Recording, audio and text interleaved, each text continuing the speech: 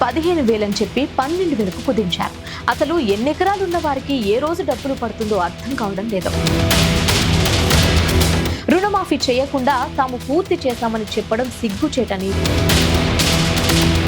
ఒక్క free bus తప్పితే చెప్పుకునేందుకు ఒక్క హామీ కూడా పూర్తి కాలేదు. ఇక ఎన్నికలు ముగిశాయి, మాకు ప్రజలతో ఏం సంబంధమని హస్తం శ్రేణులు అనుకుంటున్నారేమో.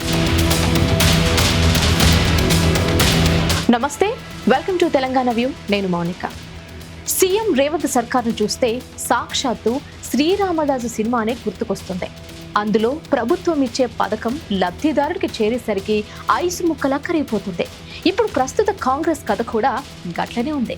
ఎందుకంటే ఓ విధి విధానాలు లేకుండా అంతా కన్ఫ్యూజ్ క్రియేట్ చేస్తూ పథకాన్ని పబ్లిక్ నమ్మకం లేకుండా చేశారు.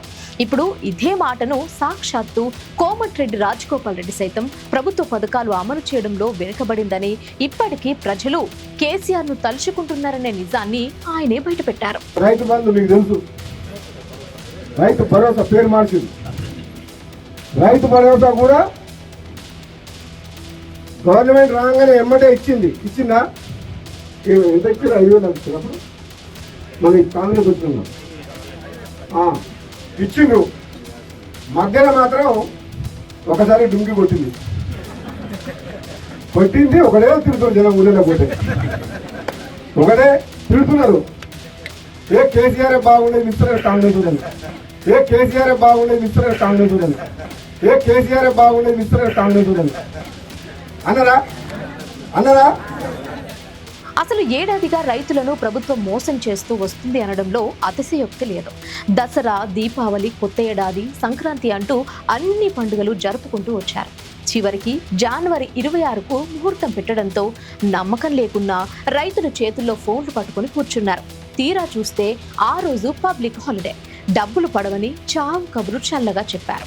అలా అనుకుంటే ముందే డబ్బులు ఫిక్స్ చేసి టైం సెట్ చేస్తే బాగుండేది కదా అని కొందరు అభిప్రాయపడుతున్నారు. రాత్రి 12 గంటలు ఏమో కానీ పగలు 12 గంటలు దాటినా ఫోన్లు మోగలే. రైతు భరోసా డబ్బులు రాలేదు.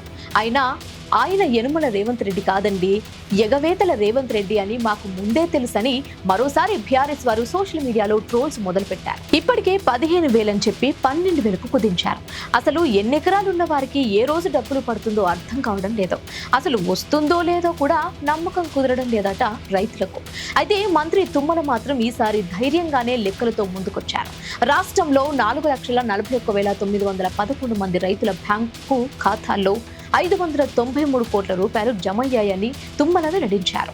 సాగు చేస్తున్న ప్రతి ఎకరానికి 6,000 చొప్పున అర్హులైన ప్రతి రైతుకు రైతు భరోసా పథకాన్ని వర్తింపజేస్తామన్నారు. అయితే ఈ ఏడాది మార్చి నాటికి రైతు భరోసా పూర్తి చేస్తామని మంత్రి తుమ్మల చెప్తున్నా మాకు నమ్మకం లేదు దొరా అంటున్నారు రైతులు. ఇప్పటికే అందరికీ రుణమాఫీ చేస్తున్నామన్నారు. ఇంకా చాలా మంది రైతులు రుణమాఫీ కాని వారున్నారు. రుణమాఫీ చేయకుండా తాము పూర్తి చేశామని చెప్పడం సిగ్గుచేటని ప్రజలే అంటున్నారు. అసలు వారికి రుణమాఫీ చేస్తారా లేదా అంటే ఏ ఒక్కరి దగ్గర సమాధానం లేదు. రుణమాఫీని పూర్తి చేయని మీరు ఇప్పుడు ఎలా రైతు భరోసా పూర్తి చేస్తారని ప్రజలు ప్రశ్నిస్తున్నారు. గత ప్రభుత్వంలో కేసీఆర్ రైతులకు మోసం చేసిందే లేదని, అనుకున్న సమయానికి రైతు బంధు, రుణమాఫీ చేస్తారని ప్రజలు అంటుంటే కోమటిరెడ్డి రాజగోపాల్ రెడ్డి కూడా అవుననే ఒప్పుకుంటున్నారు. తెలంగాణలో కాంగ్రెస్ ప్రభుత్వం వచ్చి దాదాపుగా 14 నెలలు గడుస్తోంది. ఒక్క ఫ్రీ బస్సు తప్పితే చెప్పుకునేందుకు ఒక్క హామీ కూడా పూర్తి కాలేదు. పార్లమెంటు ఎన్నికల్లోనే మాట తప్పితే ఎలా ఉంటుందో ప్రజలు జస్ట్ శాంపిల్ చూపించారు. ఇక ఎన్నికలు ముగిశాయి, మాకు ప్రజలతో ఏం సంబంధమని హస్తం శ్రేణులు అనుకుంటున్నారేమో. కానీ నెక్స్ట్ స్థానిక సంస్థలు, మున్సిపల్ ఎన్నికలు ఉన్నాయి. ఆ ఎన్నికలో మాత్రం కాంగ్రెస్ పార్టీకి ప్రజలు మాత్రం కర్ర కాల్చి వాత పెట్టేందుకు సిద్ధంగా ఉన్నారని చెప్పకనే చెప్తున్నారు. చూడాలి మరి. ఉన్నదున్నట్లుగా మాట్లాడే రాజగోపాల్ రెడ్డి మాటలను, ప్రజల నుంచి ప్రభుత్వంపై వినిపిస్తున్న వ్యతిరేక గాలికి సీఎం రేవంత్ రెడ్డి ఏ విధంగా చెక్ పెడతారు?